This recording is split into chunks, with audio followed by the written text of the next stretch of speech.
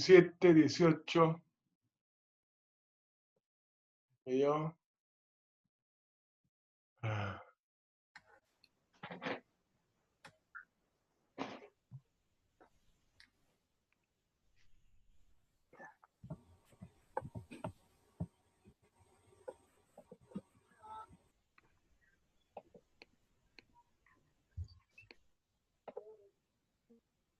Ahí.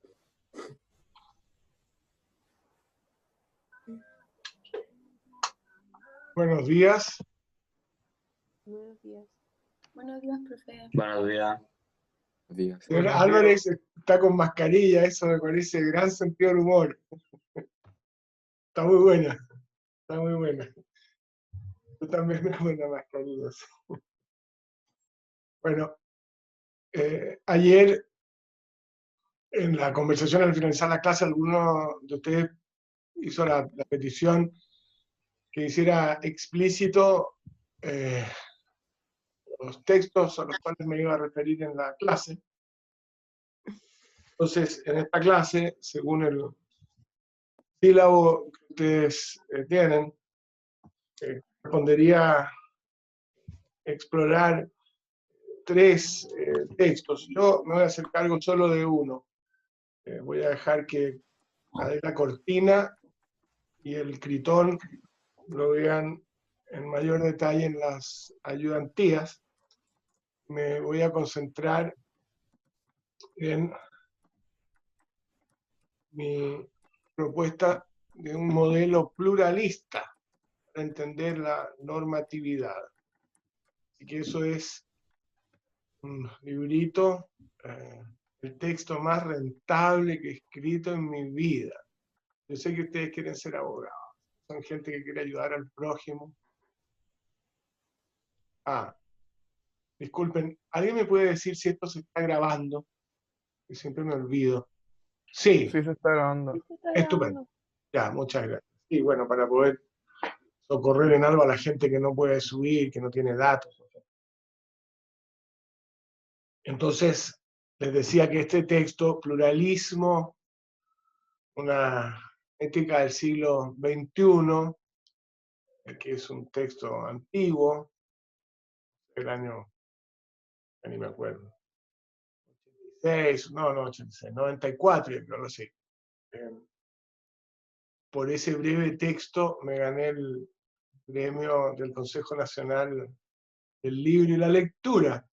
Así que gané $15.000 por ese texto. Es maravilloso. La gente dice, ¿para qué sirve la filosofía? Para eso, para ganar $15.000 con 70 páginas a doble espacio. Está re bueno. Si yo pudiera cobrar a ese ritmo todo lo que escribo, escribiría mucho.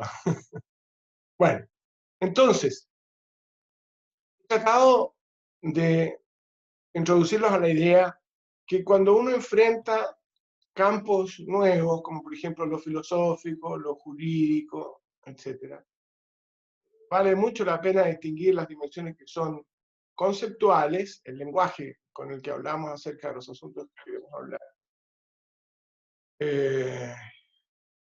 los problemas que se disciernen en ese campo, las preguntas que queremos responder, los argumentos que respaldan unas posturas y frente a otras, las compatibilidades o incompatibilidades entre las distintas posturas. Eso es muy importante, y eso es un asunto. ¿Y qué otro asunto es de tipo institucional? Que tiene que ver con las redes, de centros de formación y difusión de ideas. Entonces, digo, a alguien se le quedó el micrófono abierto. En un sentido inicial, las universidades, lugares donde se forma la gente, como lo que está pasando con ustedes ahora, donde los alumnos vienen en la educación superior a mejorar su dominio de herramientas abstractas, aprender a pensar, muy distinto de la mera contemplación del paso de emociones, sensaciones, consignas, causas nobles, muy distinto. Pensar, muy importante. Viene llegando mi gato, que alguien quería ver. A ver, no sé si me resulta ahorita, no me cae como viene el gato. Alguno de ustedes quería ver el gato. Venga, venga. Voy a seguir la no te asustes, hombre. Bueno, voy a ver si puedo enfocar para satisfacer el requerimiento al gato. Ahí se ve el gato ahí. Ya, ese es el gato. Así que, conceptual una cosa, institucional otra. Y no es lo mismo. Y político, otra cosa. La dimensión política. ¿Quiénes son mis socios?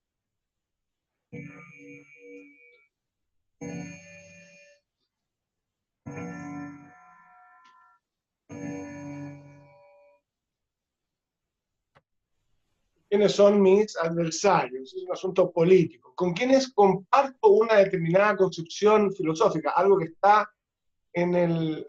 Estoy hablando de las dimensiones que yo les sugerí, hay que aprender a distinguir en estos asuntos. Usted va a lo filosófico, una pregunta, el bla bla. ¿Cómo se habla en filosofía? ¿Cómo se argumenta en filosofía? ¿Qué relaciones hay entre las distintas posiciones que entran en debate respecto de estas preguntas tan peculiares? Y en ellas la gracia está en conocer las distintas posiciones que intentan responder a la pregunta. Más de una posición, pero no cualquier. Y ese es el esfuerzo, es una dimensión conceptual. No, la gata se está comiendo. No, suelta eso, ya, fuera. No, eso no, eso no puedes jugar con eso. Oh.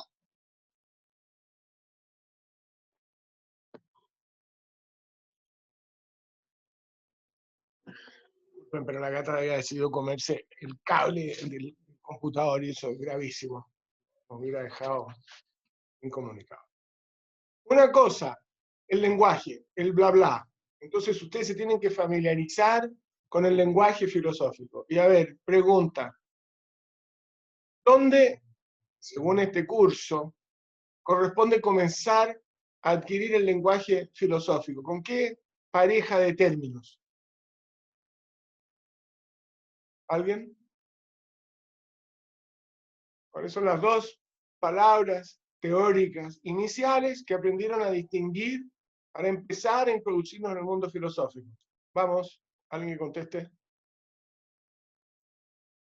Yes.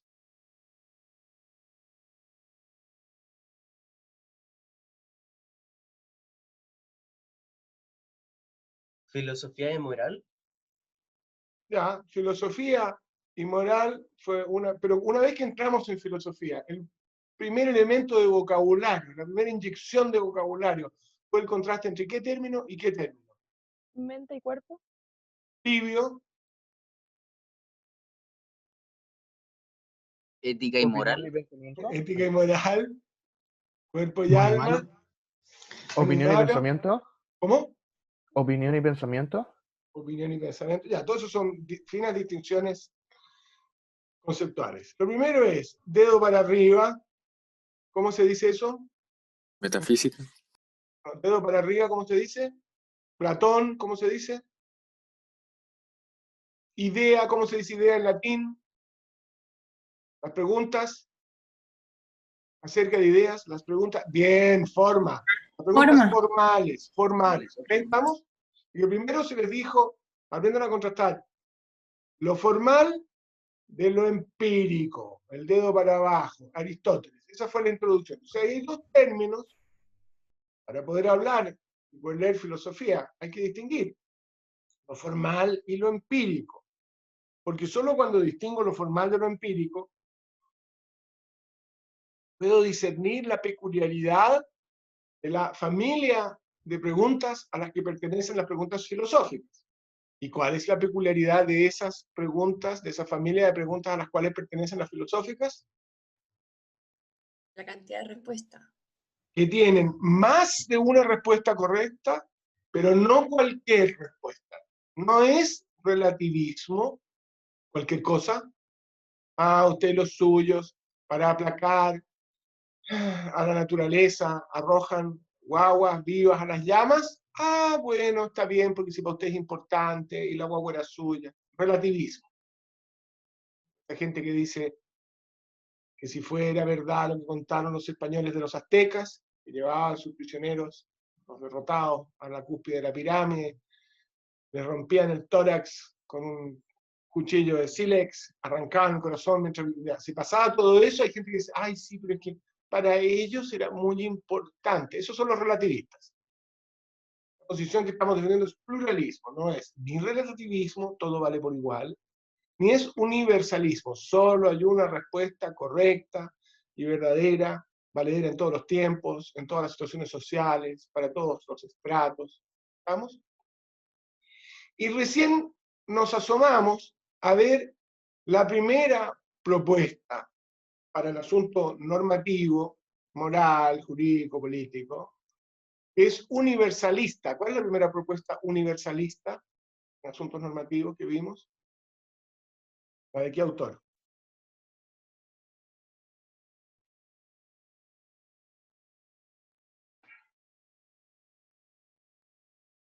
¿Sí? Pero si es la clase de ayer, señorías, la clase de ayer. ¿Qué autor sostiene que la organización social tiene que ser la misma en todos los tiempos, sin importar? Platón. Platón. ¿Estamos? Ese es Platón. Entonces Platón propone para lo normativo un modelo que se parece a la matemática, que se parece a la geometría. ¿Mm? Aristóteles propone otro. Entonces, he insistido en que importa mucho distinguir estas tres dimensiones: la dimensión conceptual, la dimensión institucional y la dimensión política. Entonces les he contado varios cuentitos para darle sustancia a este asunto: la dimensión institucional, la dimensión política. Hay gente que dice la dimensión institucional, la dimensión política no son filosóficas, solo lo conceptual es filosófico. Y esa, naturalmente, es una posición en metafilosofía. Una, pero no es la única. Es la más difundida, pero no es la única, y ciertamente no es la mía. Entonces, he insistido en que estas tres dimensiones hay que mantenerlas separadas para poder discernir los lazos entre ellas, los lazos argumentales, etc. Y me parece muy importante la dimensión institucional y la dimensión política, porque en la dimensión institucional y la dimensión política es muy claro de entrada que hay personas, seres humanos. Las piedras no tienen ideas, las vacas no tienen ideas, los delfines no tienen ideas, los seres humanos. Y los seres humanos se unen cuando comparten ideas. Y se enfrentan a otros que tienen ideas distintas. Esto es lo que hacemos los seres humanos. Entonces, la historia importa mucho porque las propuestas surgen en determinados momentos. Entonces, esta propuesta, la cual quiero hablar un poco más en la segunda parte de la clase, mi modelo pluralista para la normatividad, surgió en un momento muy específico de la historia de Chile, durante el gobierno del Tatita. La entonces oposición acusaba al gobierno de una cosa que se llamaba el apagón cultural. Como la cultura en general está más en las manos de la izquierda que de la derecha, en general, en los tiempos recientes. Entonces, evidentemente, durante una dictadura militar civil como la que vivimos, esas manifestaciones culturales se disminuyeron, se apagaron. Y cuando vino el cambio de régimen, uno de los desafíos tempranos de la concertación fue revertir el apagón cultural. Y para eso se organizaron distintas iniciativas, político, institucional, como por ejemplo concursos literarios, para fomentar la creatividad literaria en Chile, que más gente se dedicara a escribir. Y entonces se hicieron estos concursos, y la primera vez que se premió un ensayo inédito, fue en la... No Santiago en 100 palabras, el concurso Santiago en 100 palabras tiene un premio, en fin, atractivo, pero modesto. $15,000, very nice. Alcanza a pagarse un gusto. Entonces, la primera vez que se premió un ensayo inédito fue mi ensayo Pluralismo, una ética para el siglo XXI. Y todavía faltaba tiempo para el siglo XXI, así que el título no está mal. Y mi intento era proveer un marco que permitiera a los distintos sectores entenderse, tratarse, convivir, sin caer en lo que a mí me parece la peor opción en los asuntos normativos. ¿Cuál es la peor teoría para la explicación de los asuntos normativos? La maniquea. ¿Estamos? Esto es lo que me parece a mí inaceptable. ¿Y por qué, según mi posición, es inaceptable el maniqueísmo? Porque las cosas buenas también pueden traer cosas malas y las malas buenas. ¿Estamos? La premisa, el conflicto, consiste en el enfrentamiento no del bien contra el mal, que a mí me parece una forma aceptable de decirlo, pero decir que el conflicto entre el bien y el mal, entre la acción correcta, la acción que es digna de aplauso, que tal vez para ti y los tuyos sea este conjunto de acciones, para otros sea este otro conjunto de acciones. Eso, lo que merece aplauso, eso de lo que quiero ver más en el mundo.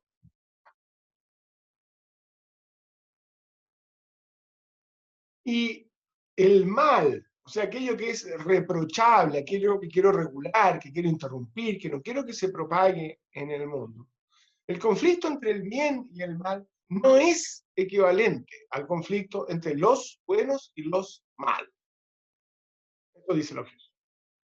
¿Por qué no?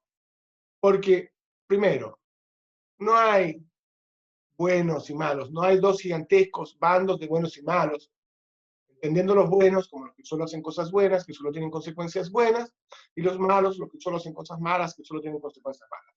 No hay esos bandos. ¿Eh?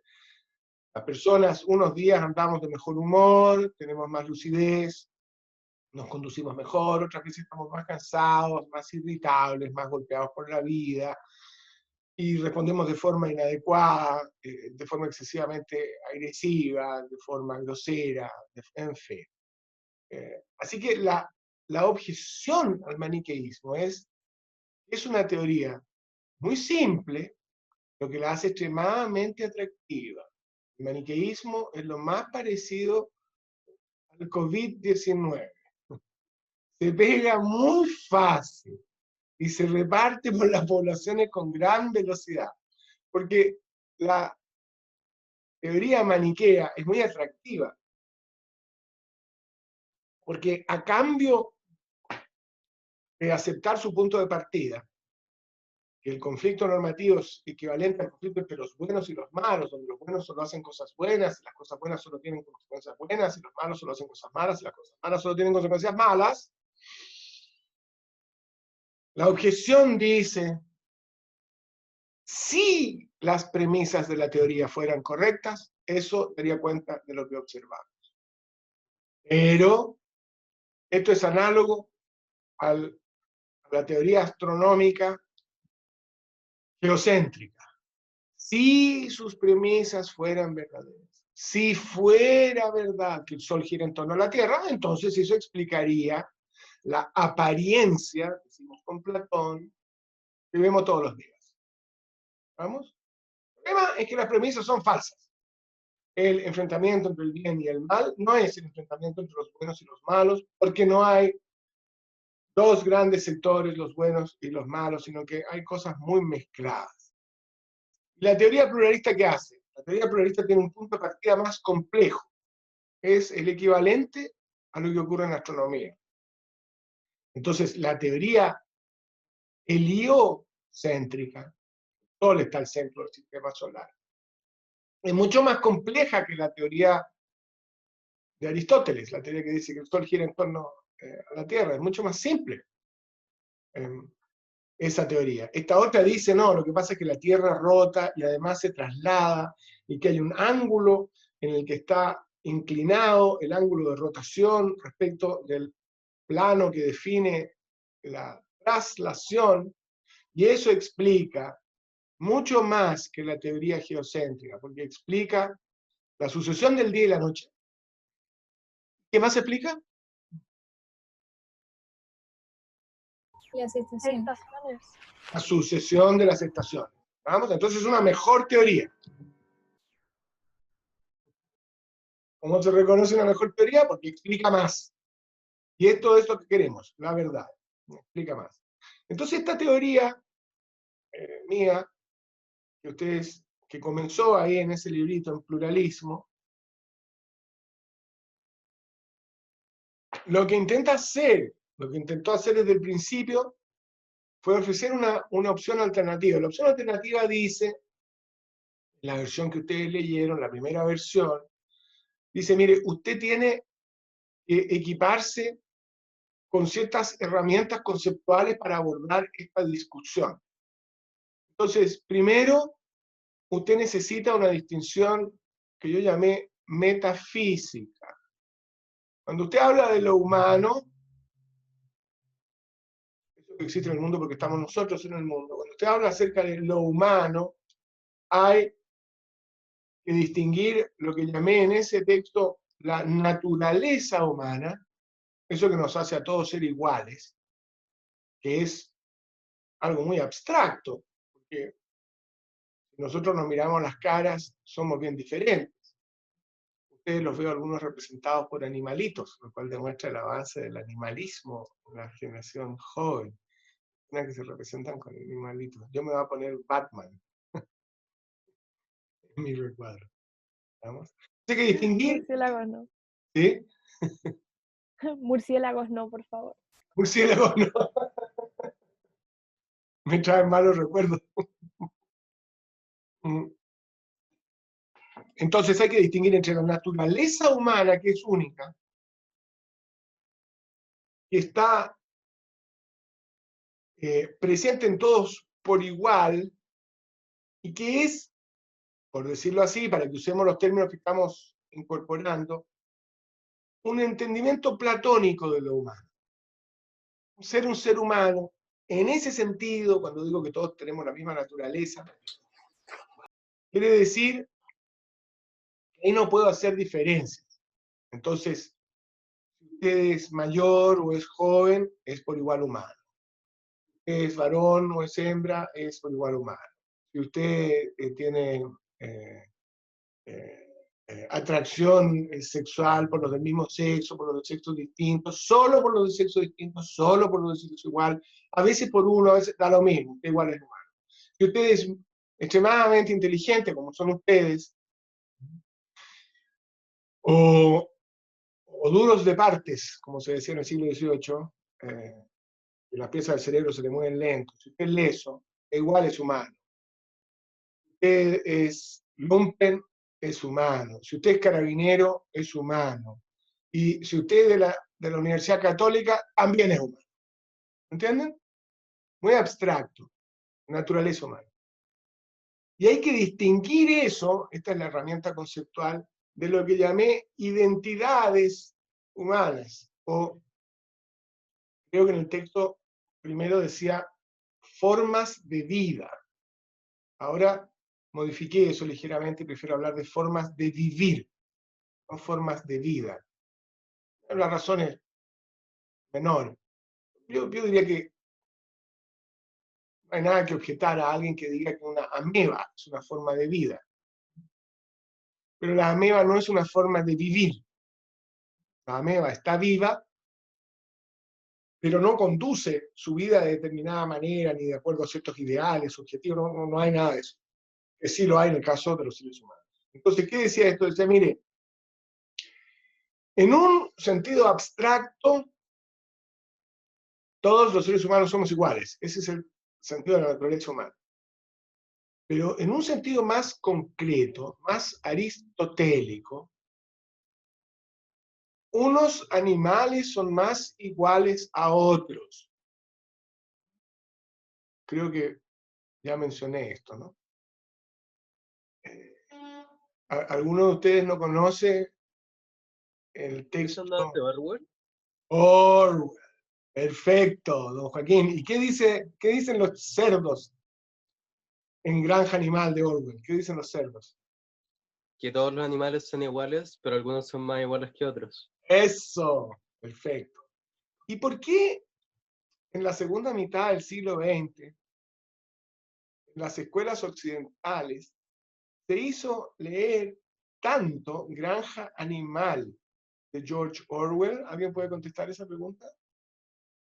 Profe, era para como declarar la guerra al comunismo, que era, como a la extinción también. Eso, es una guerra de propaganda. Entonces los cerdos son los comunistas, me refiero a los miembros del glorioso Partido Comunista de la Unión Soviética, que proclaman que todos los animales son iguales. Inmediatamente después, los cerdos dicen, sí, pero algunos animales, los cerdos, son más iguales que otros.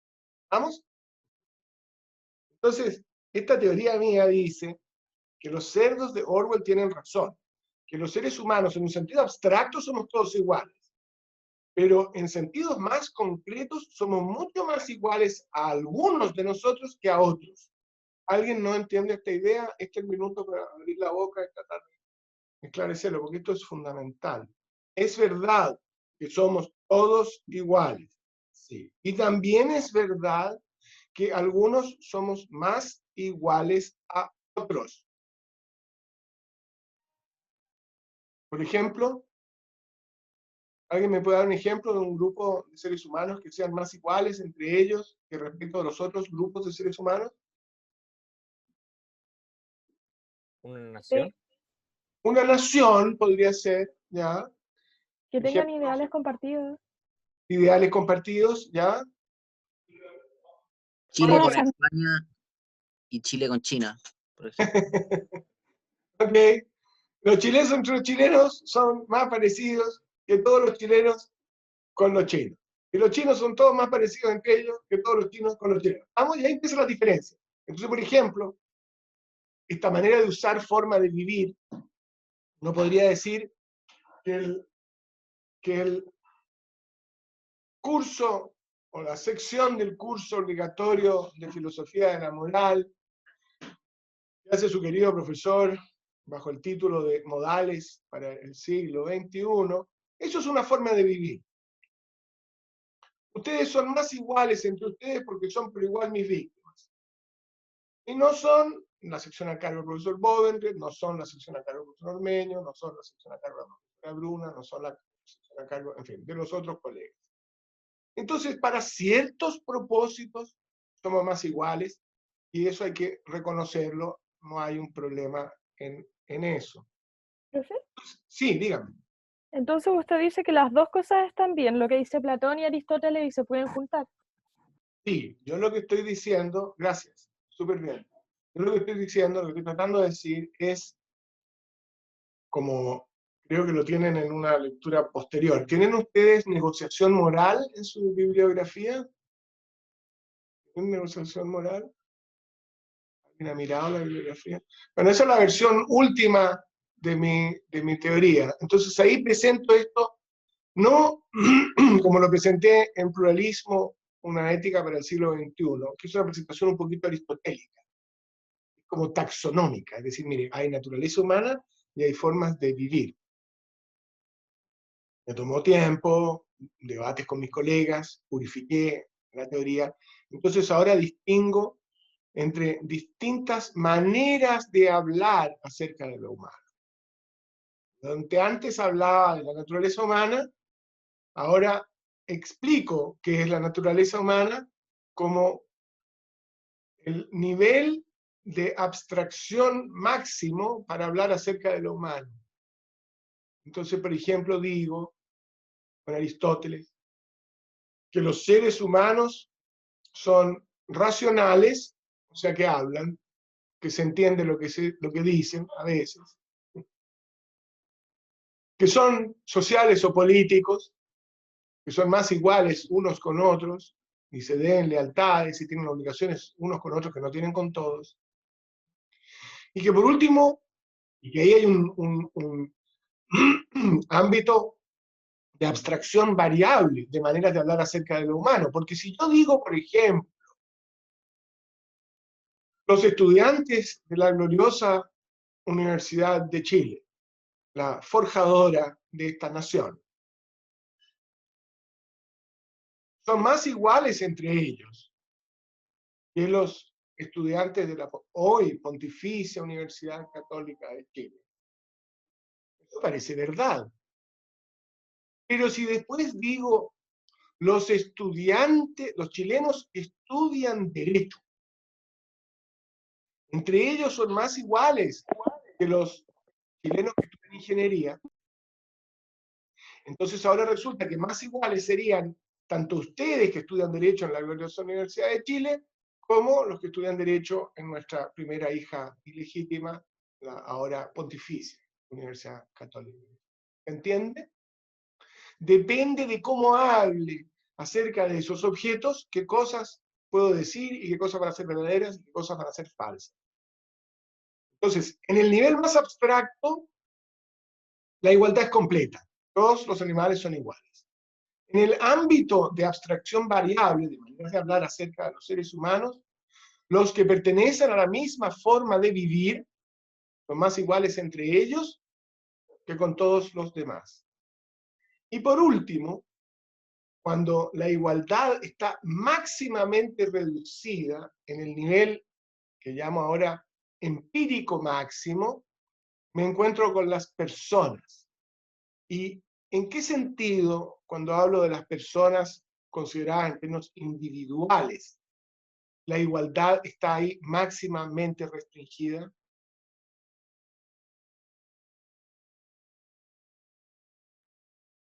Si le achuntan, me hacen un favor, y si se equivocan, también me hacen un favor, así que ¿En la hagan algo, familia? ¿vale? ¿Cómo? ¿En la familia? Pero en la familia la igualdad está máximamente reducida. Diría usted que no es posible hablar acerca de lo humano en términos que hagan la igualdad más restringida que en la familia. En la familia, por supuesto, todos los miembros de una familia son por igual miembros de una familia. Ok, ¿estamos? Pero una cosa es ser padre, otra cosa es ser primo hermano, otra cosa es ser tío segundo, otra cosa es ser cuñado. Y cuando se restringe máximamente la igualdad al hablar de lo humano, entonces hablo de lo humano ¿en qué términos? Se tendría que hablar de uno mismo como individuo. Eso, muy bien, vale. ¿Estamos? De cada persona. Porque cada persona es única. Usted cuando llegó a la existencia, empezó a existir algo que nunca antes había existido. Cuando usted salga de la existencia, a manos del coronavirus o de alguna otra causa, dejará de existir algo que nunca se va a repetir. Así que usted solo es idéntico a usted mismo, hablando en este nivel empírico. ¿Vamos?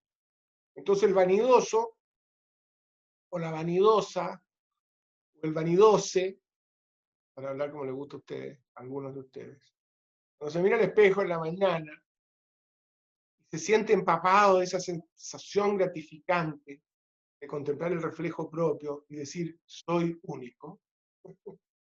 ¿Eso es verdad o no es verdad?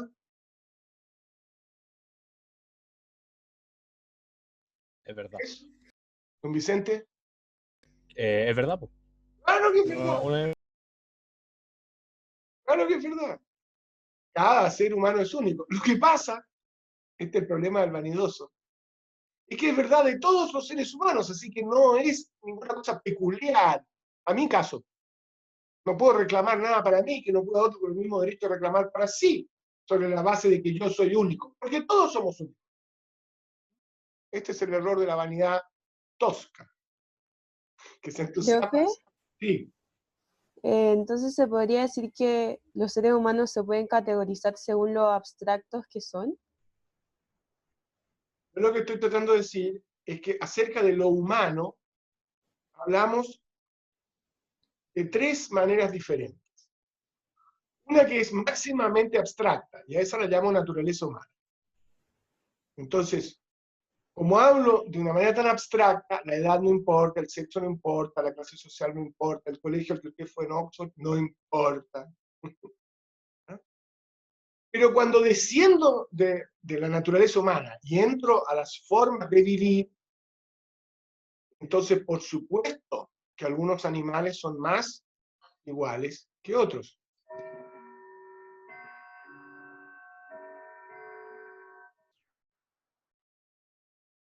Entonces, por ejemplo,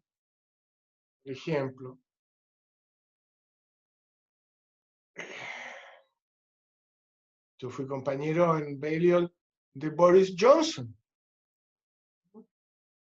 miramos en un sentido universitario amigos. Él sabe quién soy. Vino a Chile a inaugurar una clínica, no sé si les conté. Estuvo por unas horas cuando era ministro de Relaciones.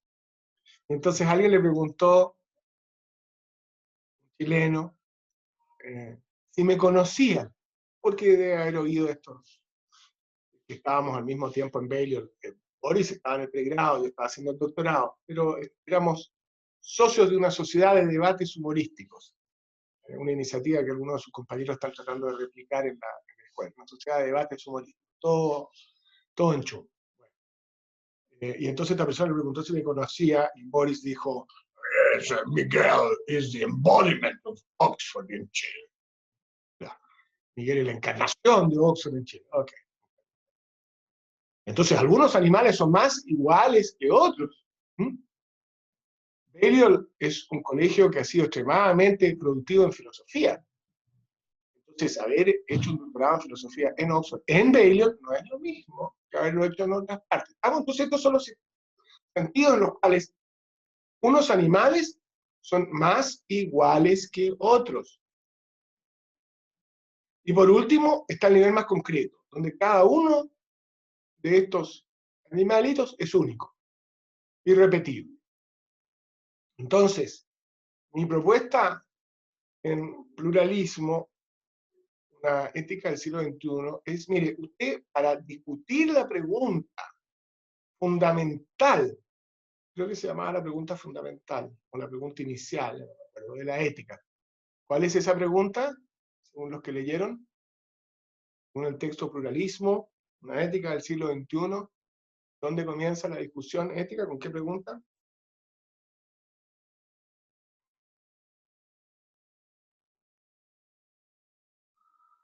Un justo salva el mundo, una justa ¿No salva es el mundo. cómo debe vivirse la vida humana? Eso, muchas gracias, Daniela.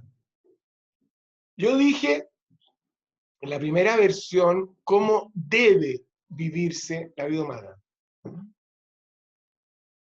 Me tomó 15 años, tal vez 20, darme cuenta que era mucho mejor formulación de la pregunta, no cómo debemos vivir la vida humana, porque la opción teórica que hace del deber la categoría fundamental es una opción entre varias. De los autores que vamos a leer, ¿quién es el gran campeón del deber? Todavía no lo han leído, me van a decir ustedes, por supuesto, digo yo, pero esto es cultura general. Kant. Kant. Y entonces, ¿por qué los futuros abogados no pueden salir, egresar, sin tener nociones de Kant?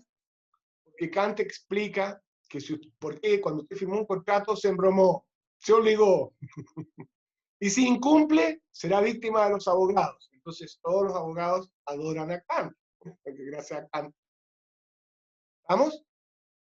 Entonces me di cuenta que preguntar cómo en principio debemos vivir era demasiado fuerte, era demasiado kantiano, demasiado prusiano.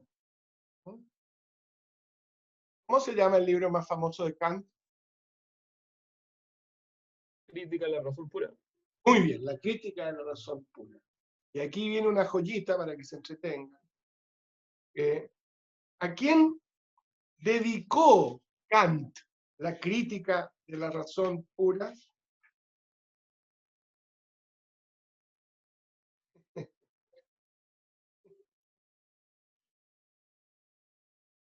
Leo de mi librito más reciente, la Academia Sonámbula. Leo dice,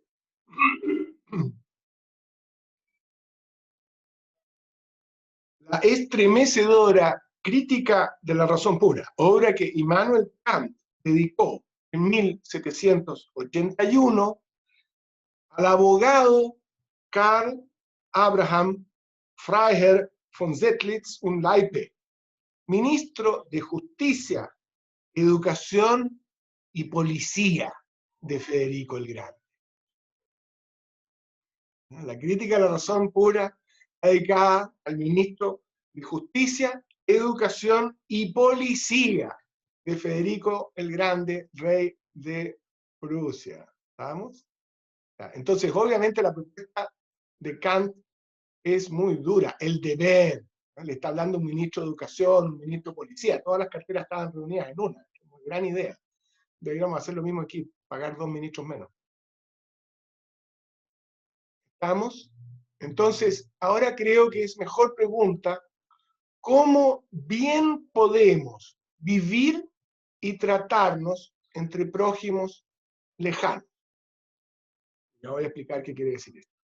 Entonces, en pluralismo, la idea inicial fue, mire, para tener una teoría distinta a la maniquea, usted tiene que partir con unas cosas más complejas en sentido teórico. Y lo primero es entender que para hablar acerca de lo humano, usted tiene que tener lo que yo llamé al comienzo la distinción metafísica entre la naturaleza humana y las identidades humanas, que son variables, que están situadas históricamente, que tienen intereses, que cambian, etc. Y además, tiene que tener una distinción que llamé ética.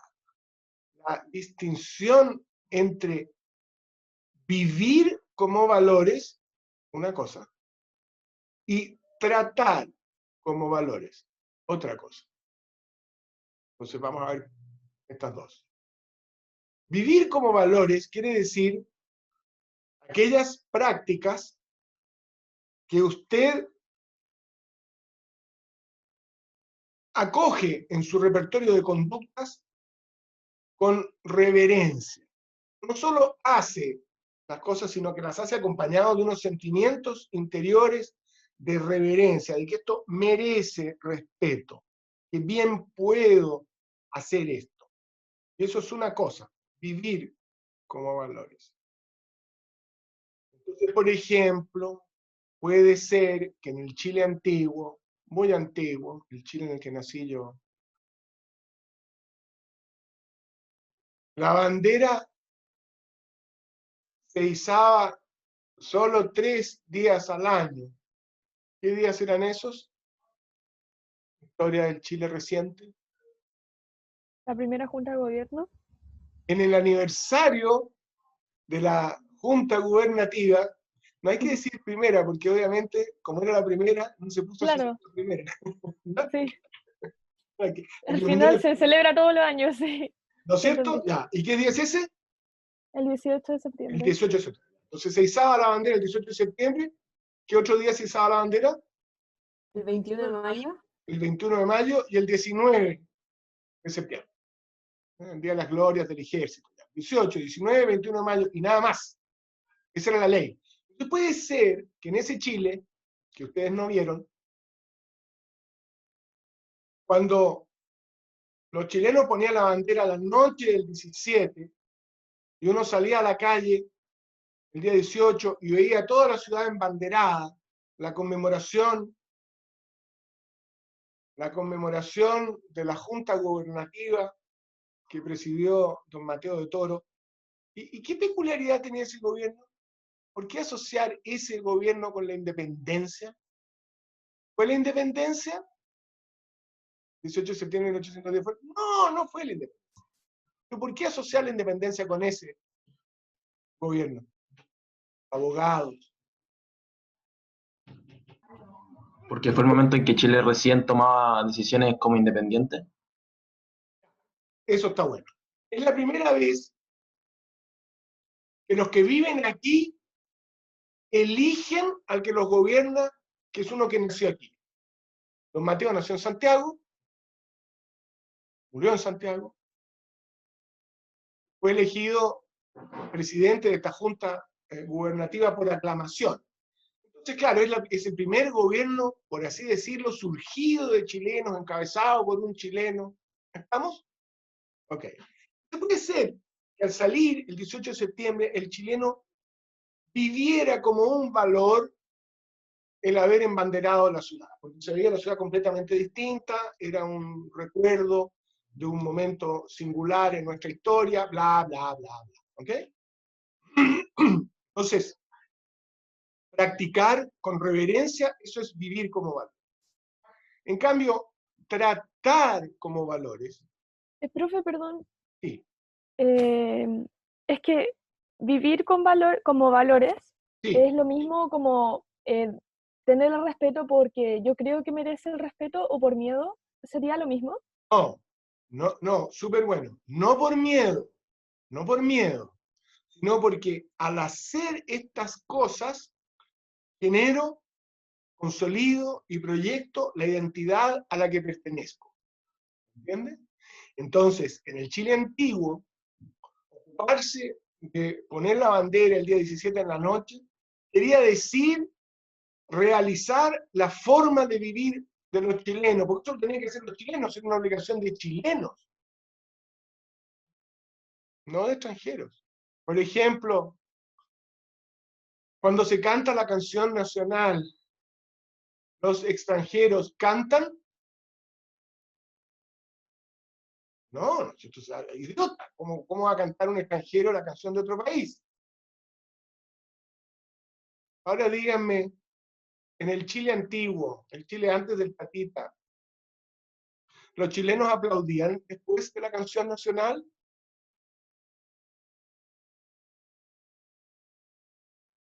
No, no aplaudían. Don Cristian dice que no. Es correcta la respuesta. No aplaudían. Y usted, don Cristian, ¿me puede decir por qué no corresponde aplaudir después de la canción nacional?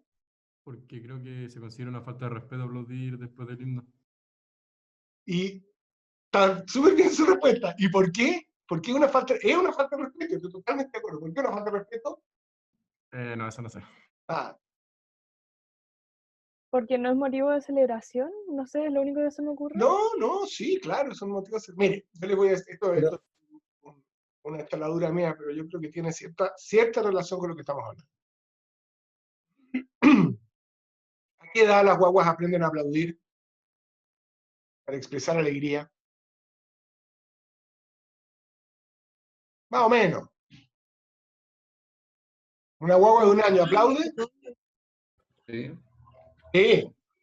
¿Una guagua de 1 mes aplaude? No. No, Porque no. el aplauso es una de las primeras formas de expresar regocijo interno que aprende un ser humano, que no tiene dificultades extraordinarias. Entonces, aplaudir es la forma más tosca de expresar alegría y de felicitar a otros, el aplauso, la alegría que me causó. Entonces, después de un concierto, aplaudo. Pero después de la canción nacional, ¿qué es lo que estoy aplaudiendo? ¿Lo bien que cantamos los chilenos?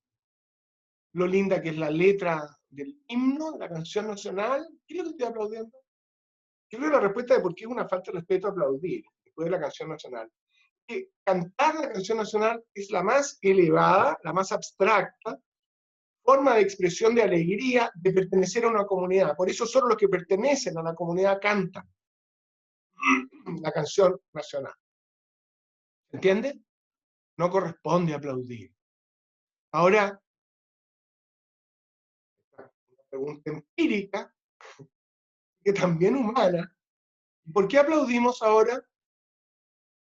¿Cuál es la explicación histórica de por qué los chilenos pasamos de no aplaudir a sí aplaudir? Porque estamos en democracia. Está bueno el suyo. Justo al revés. Bueno, yo creo, esto es una hipótesis, habría que investigar. Creo que la primera vez que aplaudieron fue en alguna reunión social poco después de la liberación nacional, en la casa de algún encumbrado general. Cuando cantaron por primera vez una parte del himno que siempre estaba en la letra, pero que no se cantaba. La parte que dice: vuestros nombres, valientes soldados, habéis La sido... segunda parte. ¿Cómo? La segunda parte. Sí, el coro, que no se cantaba, la cantaron por primera vez, yo creo, en una reunión social de golpistas, y aplaudieron, se están aplaudiendo ellos mismos. Y después se generalizó, porque Pinochet aplaudía después de la canción. Y así se modificó una práctica chilena. Yo, por ejemplo, no es que me emocione tanto de oír la canción nacional, pero un poco. esto, el aplauso. Rompe la solemnidad de lo que ha ocurrido, lo hace chabacano, lo hace un programa del Guatón Francisco, digo, de Mario Croix, héroe chileno.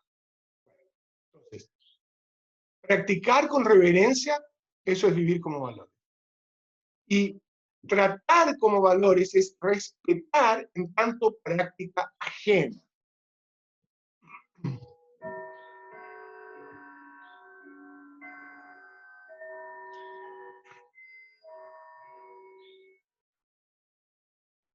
Entonces,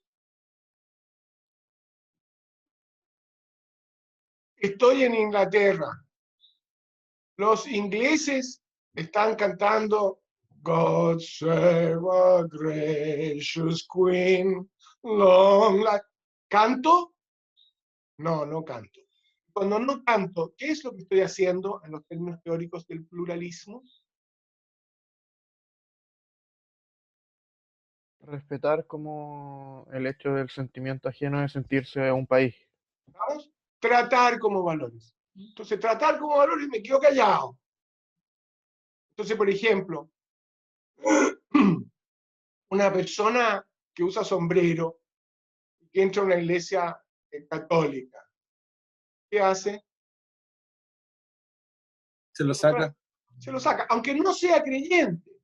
¿Por qué? Bueno, por una demostración de respeto a la práctica de los otros, que se la sacan por respeto a Dios, así como otros se cubren la cabeza por respeto a Dios.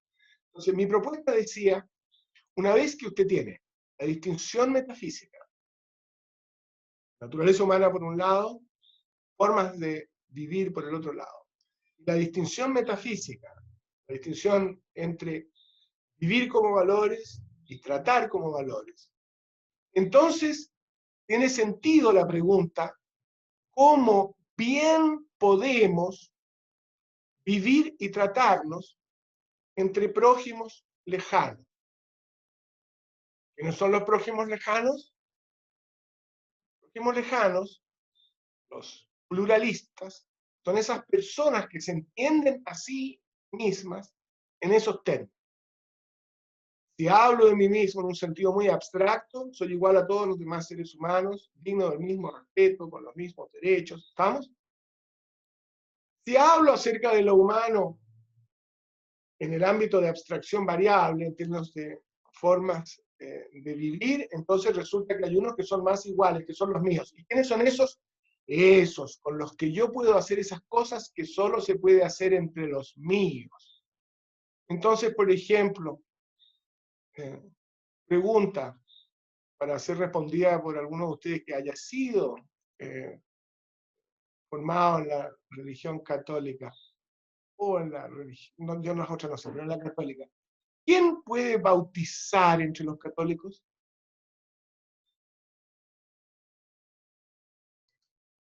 Los curas. Los curas sí, pero ¿solo los curas? Las Los personas acólitos. comunes igual. ¿Cómo?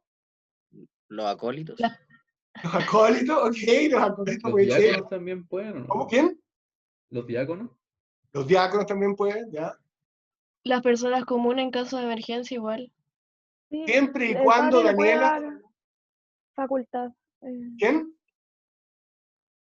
No, ¿Quién que el dijo? padre igual puede darle facultades a personas que no tienen nada que ver con la iglesia. O sea, nada que ver me refiero a cargos de iglesia. Claro, pero ¿qué sí tienen que tener? Tienen que estar bautizados. Tienen que estar bautizados, bien, bien. El señor Brown, por lo menos, estos son nociones elementales en la cultura en la que vivimos, ¿no? Nosotros, si ustedes son pequeños o no, eso me da lo mismo, pero no saber esto de... En fin. Entonces, ¿quién puede bautizar? Solo el bautizado. Si hay cura, mejor con cura. Pero si no hay cura, cualquiera que tenga el sacramento del bautismo puede bautizar a otro. ¿Estamos? Entonces, esas cosas que hacemos entre los que somos más iguales, esas cosas que proyectan la identidad a la que pertenezco al futuro. Entonces, ahora la pregunta, ¿cómo bien podemos vivir y tratarnos entre prójimos lejanos? Vuelve a nosotros. ¿Quiénes son los prójimos lejanos? Son los que aceptan la distinción metafísica y la distinción ética.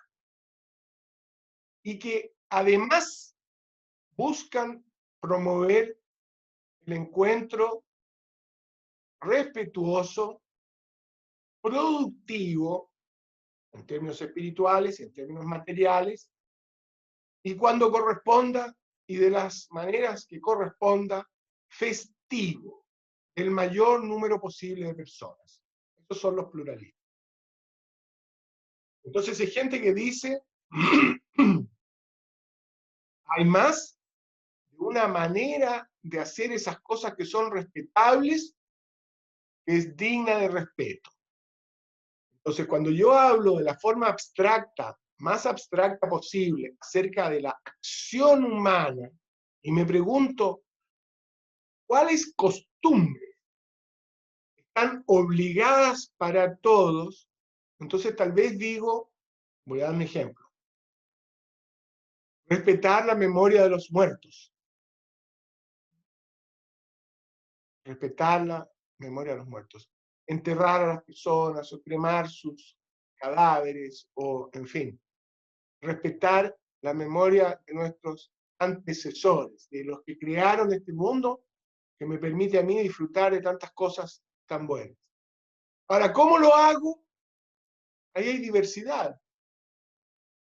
Unos entierran, otros queman, otros llevan sus deudos a las alturas de los montes y les abren la guata con un cuchillo a los cadáveres para que vengan los buitres a comérselos y llevar el alma al cielo, en fin. Lo hacen de distintas maneras. Unos llevan flores a las tumbas, otros llevan comida a las tumbas. Entonces aquí viene la pregunta. Aquí viene la pregunta. De esas cosas que están mandadas para todos, por ejemplo, honrar la memoria de los muertos, ¿qué maneras de practicar esta costumbre van a ser dignas de respeto, aunque no sean las mías? Que no sean las mías. Yo no llevo comida cuando voy al cementerio a visitar las tumbas de mis antepasados. Ni llevo flores, porque yo soy judío, así que llevo una piedra que es más barato, o una piedra.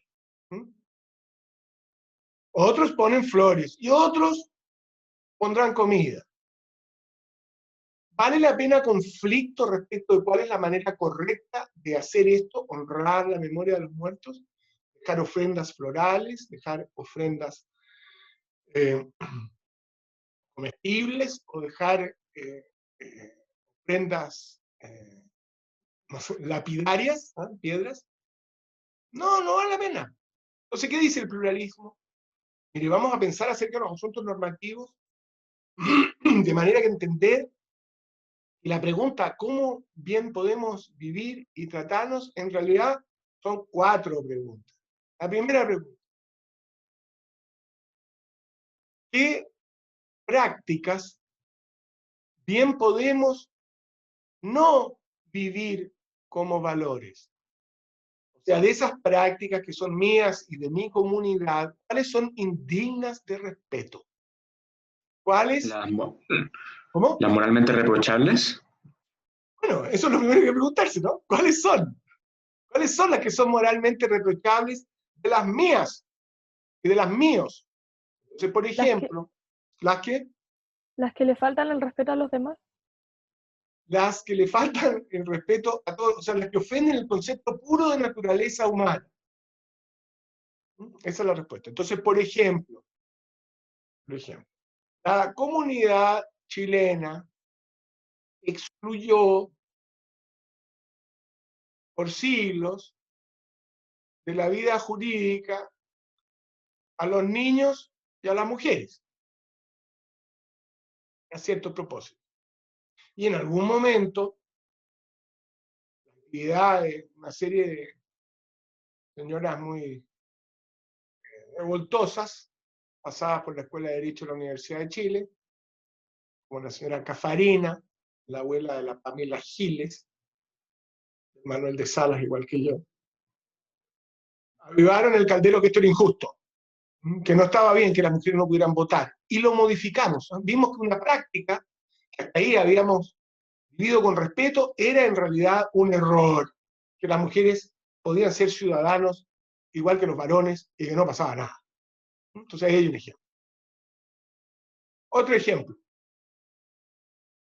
Hasta no hace mucho, por ciertos crímenes en Chile, el castigo era la llamada pena de muerte. ¿Y cómo se ejecutaba a los condenados a la pena de muerte en Chile, abogados? Con fusilamiento. Con fusilamiento, correcto. Ahora, una delicia, ¿cómo se ejecutaba la pena capital en España durante el franquismo? Les voy a dejar la inquietud para que averigüen. A ver si el lunes alguien me dice cuál era la forma de ejecutar la pena capital en España, para que vayan viendo cómo son los seres humanos que ustedes quieren ser abogados. Bueno, me quedan unos minutos. Entonces la primera pregunta es, ¿dónde en lo mío que comparto con otros, con los que son más iguales a mí, dónde están aquellas prácticas que hay que interrumpir? Yo, por ejemplo, acabo de pasar un aviso, que espero que la próxima vez que escuchen la canción nacional, ustedes no caigan en la práctica pinochetista de aplaudir. Porque eso es indigno. Aplaudir la canción nacional es algo que se difundió en Chile por la tele, y por los pinochetistas que cantaban las alabanzas de los militares. Entonces eso es indigno. ¿Entienden? Es más limpio un Chile en el que no se aplaude la canción nacional que un Chile en el que sí se aplaude la canción nacional. ¿Estamos? Después me pregunto de las cosas que nosotros hacemos, yo y los míos, ¿cuáles bien puedo vivir como valores? ¿Cuáles son las cosas que debo practicar con reverencia? Y el ejemplo de la bandera, en fin. Y después, después de que he purificado mi forma de vivir, de sus cochinadas morales, y que he potenciado mi forma de vivir con la práctica reverente de estas cosas que constituyen nuestra identidad y que la proyectan al futuro, ahí me pregunto de las prácticas ajenas, ¿cuáles bien puedo tratar como valores? Por ejemplo, en el mundo de ustedes, creo que está muy difundido que las prácticas gastronómicas ajenas son en principio dignas de respeto. Entonces, si uno invita a comer a su casa por primera vez a alguien, uno bien puede preguntarle si hay alguna restricción en su alimentación, por razones médicas, religiosas, de preferencias, para no convidar a alguien y someterlo a la incomodidad de estar en una casa ajena y que le ofrezcan a comer algo que esa persona no come, porque es vegetariano, porque es vegano, porque es lácteo, porque es, no sé, todas estas variedades de regímenes gastronómicos que florecen en la generación. Y por último, en último lugar, desde el pluralismo, me pregunto de las prácticas ajenas, ¿cuáles bien puedo no tratar como valores? ¿Cuáles bien puedo combatir?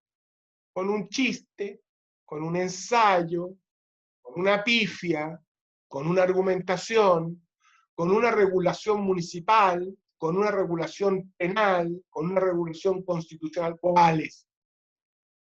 ¿Vamos? Entonces tengo 4 preguntas.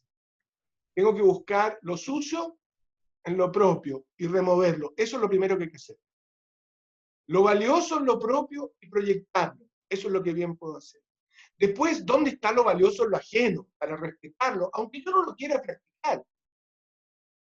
Yo no soy vegetariano, no tengo ningún interés en convertirme en vegetariano. Pero tampoco soy omnívoro. Y tengo ciertas restricciones en mi alimentación, por razones, en fin, históricas, atávicas, qué sé, está lo mismo. ¿Profe? Entonces, 4 preguntas. Sí, vale. ¿Qué pasa si, por ejemplo, yo voy a un país musulmán y yo sé que tal vez para respetarlos no tenga que usar minifalda, claro, pero aún así a ellos también consideran una falta de respeto usar pantalones? Sí. ¿Yo tengo que usar faldas largas para no pasarlos a llevar o ya es suficiente con pantalones? Bueno, Yo lo que le estoy diciendo es como yo creo que hay que pensar acerca del asunto. No, ¿No? sí, pero lo que No usted cree, aterrizar. a eso me refiero. Mire, tome otro ejemplo. Usted entra a un retrete que comparte con otros, cosa que ahora pasa poco por la pandemia. Por ejemplo, usted entra al retrete de la Universidad de Chile, retrete de estudiantes. ¿Y cómo lo encuentra? Suso lo encuentra. ¿Por qué? Porque parece que es parte de la identidad de los estudiantes de la Universidad de Chile usar retrete sucio. Usted llega a un retrete que está sucio, hay un papel de esa persona que arrojó el papel a la papelera y no le chuntó, pero que no se agachó a recogerlo. Usted se pregunta, ¿bien puedo yo hacer eso? Recoger ese papel, dejar el retrete limpio para que la siguiente persona ingrese a un retrete que esté limpio, si esto es una institución de educación superior. ¿Me entiende? Una manera de pensar. Y ahí verá usted, pues, qué hace usted con su libertad, si recoge el papel, si lo deja limpio, o si es varón, se encarga de rociar todo lo que pueda en todas partes para que sea verdaderamente un retrete de la Universidad de Chile, porque si no hacemos eso, se va a perder la identidad de la Universidad de Chile. ¿Me entiende? Una manera de pensar. Y profe, también quería decirle que se notó el cambio, que de verdad que ahora siento como que especificó mejor las cosas y gracias, de verdad. A usted, si esta cuestión es común, si no tenemos un sentido de comunidad, aunque sea virtual, digital, esto no va para ninguna parte. Estamos en la hora, así que yo me quedo unos minutos con los que se quieran quedar para consultas, dudas, reclamos, peticiones. Entonces, doy por cubierto esta primera pasada sobre el pluralismo, ¿no? Entonces ya vieron maniqueísmo y vieron el enemigo del maniqueísmo, que es el pluralismo metafilosófico, multidimensional. ¿Eh? Todo lo que usted siempre quiso saber y nunca se atrevió a preguntar. Y todo eso. Ya. ¿Preguntas, dudas, comentarios, observaciones? No he mirado el correo, pero alguien me mandó lo que pedí, 250 palabras con sus impresiones respecto de cómo vamos en esta cosa digital, efectos, problemas que hay que atender, ventajas, en fin, todo lo que pueda requerir ser informado a las autoridades que puedan tomar medidas. Me interesa mucho, por supuesto, saber quiénes de ustedes tienen dificultades de conexión, quiénes no tienen tablet, en fin, nos tenemos que mover todos para tratar de que esto que estamos haciendo, que es tan difícil, salga adelante. ¿Preguntas? ¿Dudas? ¿No? Bueno. Profesor. Sí. ¿Va a subir las clases, las grabadas? Sí, estoy viendo con mis ayudantes, que saben más que yo, dónde quedan grabadas estas cosas y cómo hacemos para subirlas. Pero sí, claro que vamos a subir las clases, vamos a subir todo. Tenemos que aprovechar estas cosas tecnológicas para compensar esta situación terrible que estamos viviendo. Así que sí, se van a subir. Profe, yo tengo una pregunta. Espera. Es que me quedé en una parte, o sea, lo entendí todo, pero una parte me faltó. Dígame. Que era de que los seres humanos se puede hablar de 3 formas. La abstracta, concreta y la tercera. No. Abstracta, nivel abstracto máximo. Naturaleza humana. El sentido en el que somos todos iguales. Después el ámbito de abstracción variable. Cuando digo los chilenos, los chinos, los estudiantes de la Chile, los estudiantes de la Cato, los estudiantes de Derecho en Chile, en cuyo caso los de la Cato y los de la Chile son iguales, porque son más parecidos entre ellos que los estudiantes de Ingeniería de la Cato o de la Chile. Y por último, el nivel empírico máximo, individual de la persona. Eso ya, okay. Ya en entendí. la visión de pluralismo solo había naturaleza humana, única y la misma, y formas de vivir, diversas, cambiantes, situadas históricamente. Y después me di cuenta que era necesario añadir este tercer nivel de los individuos, porque al final las preguntas sobre asuntos normativos son preguntas que enfrentan individuos. ¿Preguntas, dudas, sugerencias, comentarios, chistes? Profe, Sí. era el garrote, ¿o no? Lo que ocupaban para... Bien. El garrote, apellidado Garrote. Bill. Bill. ¿Y qué era el garrote Bill? Cuando o sea, el verdugo le empezaba a dar vuelta con un tornillo, ¿o no? En el cuello del condenado. En el Para que cuello, se lo rompiera. en la nuca, Por acá, atrás, eso, acá. sí, por Le detrás. destrozaban la médula metiendo un tornillo. ¿Se dan cuenta cuántas vueltas hay que dar? Jaja, No, eso no. eres humano. Y Porque, ahí dependía también de la resistencia que tenía el cuello de por la... supuesto. Porque hay veces que quedaban como moribundos, no morían al tiro. Sí, claro. Seres humanos. Seres humanos. La cosa más conmovedora que hay en el universo. Y las cosas que hacen los seres humanos. Tremendo, tremendo. Profe, Sí. quería consultarle cuándo van a subir la otra parte de la separata, la que sigue. Ah, no lo sé, pero voy a preguntar a mis amos y ellos son los que saben. Compañeros de mi equipo docente. Sí. ¿Preguntas, dudas, comentarios? Bueno, nos vamos para que tengan unos minutos antes de su siguiente clase. Que tengan un buen fin de semana, quédense en casa, lean mucho. ¿Ya se leyeron los 2 libros que tenían que leer esta semana para ser aspirantes a semiculto? ¿Aprendieron las 5 raíces latinas, las 5 raíces griegas, los números, las anécdotas, los chistes? Esto es en serio, señores. Y cuanto antes incorporen ese ritmo de trabajo, mejor va a ser para ustedes. Ok. Tú. Chao, profe, gracias por la Chao. clase. Chao. Gracias. Chao. Chao, Chao. profe. Chao. Chao, profe. Chao.